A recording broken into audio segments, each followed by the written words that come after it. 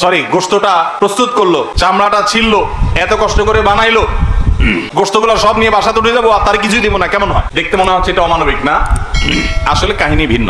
কাহিনী কি? কাহিনী হলো কোরবানির পশু আমরা যখন জবাই করলাম বিসমিল্লাহ আল্লাহু আকবার আল্লাহুম্মা মিনকা ওয়ালাক, এটা যখন জবাই করলাম আল্লাহর নামে, তখন এই পশু আল্লাহর নামে জবাই হয়ে গেছে। এটা মূলত যেটা বললাম গরিব দুঃখীকে দেওয়ার কথা। কারণ আমরা যখন জাকাত দেই, সাদেকা দেই, তখন কি ওটা নিজে খেতে পারি? আর তাহলে কোরবানির গোশত তো খাইতে পারার কথা না, কিন্তু আমরা খাইতে পারতেছি কেন? আল্লাহ তাআলা এই একটা আর্থিক ইবাদত আল্লাহ কবুল করেছেন। আমরা যখন সহিহ নিয়তে যদি করে থাকি আল্লাহ কবুল করে, এরপর বলেন ঠিক আছে তোমাকে দিলাম, তুমি খাও আমার তরফ, আল্লাহর তরফ থেকে এবার আমি খাই।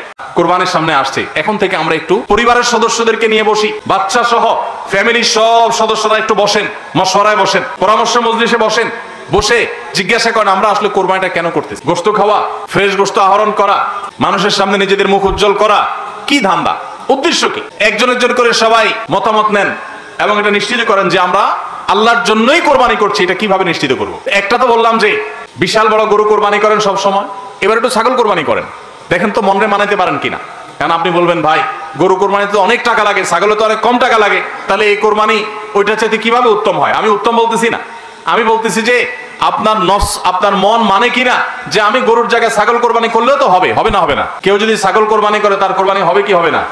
হবে। কোরবানি ছাগলও করা যায়, গরুও করা যায়, ভেড়াও করা যায়, দুম্বাও করা যায়, মহিষ দিয়েও করা যায়, উট দিয়েও করা যায়, এই সব পশু দিয়ে কোরবানি করা যায়। অতএব আপনি এবছর একটু ছাগল দিয়ে করেন, বাকি গরু কেনার যে আরো বাজেটের টাকা ছিল সেগুলো দিয়ে আরো কয়েকটা ছাগল কিনে গরিব মানুষকে দিয়ে দেন, ওটা যাতে এলাকা মানুষ টেন না পায়, অন্য এলাকায় দিয়ে দেন। গরুর বাজেটের টাকা দিয়ে একটা ছাগল কিনে বাকি টাকা দিয়ে এরকম ছাগল কিনে মানুষকে দান করে দেন, জবাই করে অন্য মানুষের গোশত দিয়ে দেন, এলাকা দিলেন না, মানুষ টের পারো না। তাহলে মনকে মানাতে পারেন কিনা দেখেন। এটা হলো অ্যাসিড টেস্ট, আমি বলতেছি না সবসময়, মাঝে মধ্যে এরকম করে দেখেন যে মন মানে কিনা। যদি দেখেন যে না মন মানে, তাহলে আলহামদুলিল্লাহ ভাইরা আমার। আর একই ভাবে মাঝে মধ্যে আমার কোরবানি আমি জবাই করলাম, গোশত সব দিয়ে দিলাম, ফ্রিজে খুব একটা ভরলাম না, অল্প স্বল্প রাখলাম। কারণ আল্লাহ তাআলা বলেছেন ফাকুলু মিনহা ওয়া আতি'মুল বাঈসাল ফাকির, ফাকুলু মিনহা ওয়া আতি'মুল কানি'a ওয়াল মু'তার। কোরবানি গোশত নিজেও খাবো, গরিব দুঃখীকেও খাওয়াবো, যে চায় তাকেও দিব, যে চায় না আত্মীয় স্বজন তাদেরকেও দিব। অতএব মুস্তাহাব এই তিনও ভাগে ভাগ করা, কিন্তু এটা ফরজ ওয়াজিব না। তাহলে আমি পরিমাণ একটু কম রেখে বেশিরভাগই দিয়ে দিলাম। মন মানে কিনা দেখেন, মন মানে কিনা। অনেকে আছেন লামসাম সামান্য একটু দিয়া আর সব ফ্রিজে ঠেলতে ঠেলতে ফ্রিজের দরজাই লাগে না, পারলে রশি দিয়া বাঁধে যে দরজা লাগে না। কারণ গোশত, পায়া, ভুড়ি, কলিজা, ফ্যাপসা সব ঢুকাইতে ঢুকাইতে ফ্রিজ বেচারা জাম হয়ে গেছে। তাহলে কোরবানি কেন করতেছি? গোশতের জন্য যদি কোরবানি হয়, এই কোরবানি কোরবানি না, এটা ফুর্তি। কোরবানি তো ত্যাগের নাম। আপনার ভিতরে ত্যাগ কতটা আছে, ত্যাগের মানসিকতা কতটা আছে? আপনি আল্লাহর রাহে আল্লাহকে খুশি করার জন্য লাখ টাকা দিয়ে গরু কোরবানি করেন, ভালো কথা। আপনার মধ্যে আসলে ত্যাগের মানসিকতা আছে এটা প্রমাণ করার জন্য মাদ্রাসা, নতুন মাদ্রাসা হচ্ছে, সেখানে লক্ষ লক্ষ টাকার দরকার আছে, আপনি সেখানে 20,000 50,000 টাকা অকাতরে দিতে পারেন কিনা, এটা অ্যাসিড টেস্ট। সেখানে টাকা বাইর হয় না। কোরবানিতে লাখ টাকা দেন, মাদ্রাসা টাকা দেন না, মসজিদে টাকা দেন না, আরো অনেক দিনের কাজ আছে সেখানে টাকা দেন না। গরিব দুঃখী মানুষ আছে, তাদের দরকার।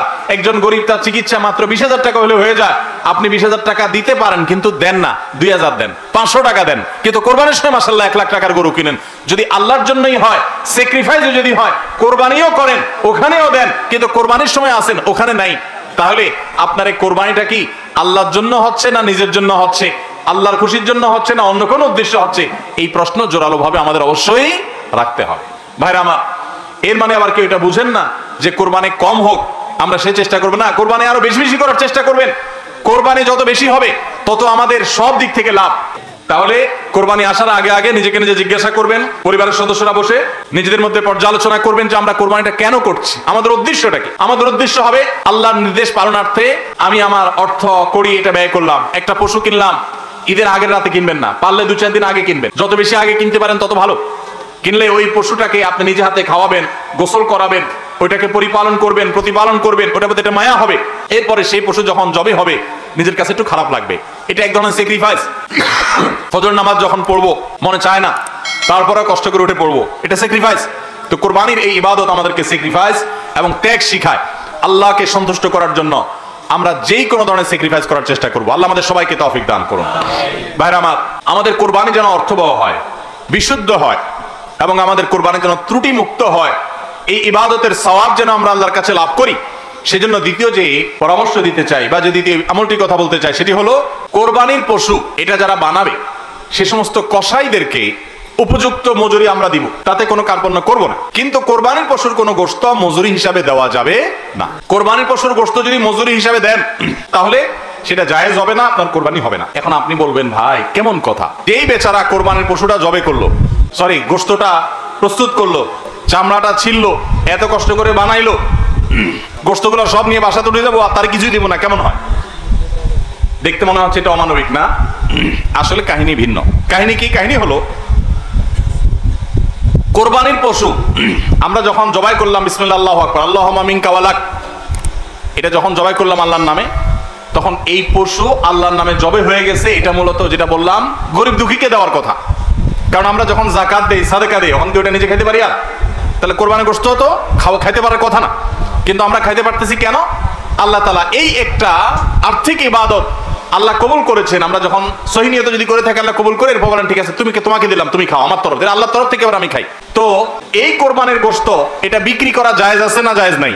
না জায়েজ। কেন জায়েজ নাই? কারণ এটা তো ওই যে আল্লাহ আমাকে হাদিয়া দিয়েছেন গ্রহণ করার জন্য, আল্লাহর নামে দিয়ে দিয়েছি, এটা আমি বিক্রি করার সুযোগ নাই। এখন কসাইকে যদি আমি গোশত দেই পারিশ্রমিক হিসাবে, তাহলে এটা একরকম বিক্রি করার মতো হয়। কিভাবে? তিনি কষ্ট করেছেন, তাকে তার বিনিময় দিলাম, তাহলে বিক্রি করার মতোই হলো। আমি গোশতটা তাকে একটা বিনিময় নিয়ে দিলাম, গোশত দিয়ে টাকা নিলাম, বিক্রি করা এটা, এখানে গোশত দিয়ে শ্রম দিলাম, একই জিনিস, এই জন্য এটা জায়েজ নাই। তাহলে কি করবেন? কসাইকে তার ন্যায্য মূল্য দিবেন, একটা গরু বানানোর জন্য যা লাগে তা পুরাটা দিবেন, এবং আগে ভাগে এগুলো চুকায় নিবেন। মুশকিল হলো কসাইরা জানে যে একটা গরু বানাইতে হয়তো বাজার দর অনুযায়ী 10,000 টাকা নিত, এখন সে 8,000 রাজি হয়ে গেছে। কেন 8,000 রাজি হয়ে গেছে? কারণ সে জানে তার সাথে আরো যে 3জন 4জন থাকবে, সবাইরা আপনি কমপক্ষে এই 4জনকে যদি 2 কেজি করে বা 3 কেজি করে গোশত দেন, তাহলে 3 4 12 কেজি হবে। তো 12 কেজি গোশতের বাজারের দাম কত? তাহলে চিন্তা করবে সে যে আমার তো এই দিক দিয়ে 2,000 টাকা ছাড় দিলাম আর পাইলাম তার চাইতে আরো অনেক বেশি, এই জন্য কসাই কম টাকা রাজি হয়ে যাবে। কসাইকে এই জন্য আগে ভাগে বলে দিবেন, শুনেন কথা শুনেন ভালো করে, গোশত কিন্তু আপনাকে এক পিছু দেবো না, আপনি কত নিবেন সেটা আপনি চুকান, আমার খাটলে নেবো, না হলে অন্য কসাইয়ের সাথে আলাপ করবো, কিন্তু আগে মাথায় এটা রাখেন আপনারা কিন্তু আমি গোশত দেবো না, টাকা যা নেওয়ার নিবেন।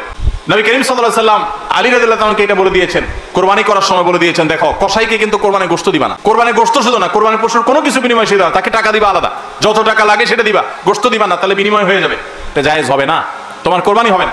এই জন্য ভাইরা এই জিনিসটা আমাদের সাবধান থাকতে হবে, কসাইকে কোরবানি গোশত বিনিময় হিসেবে দেওয়া যাবে না।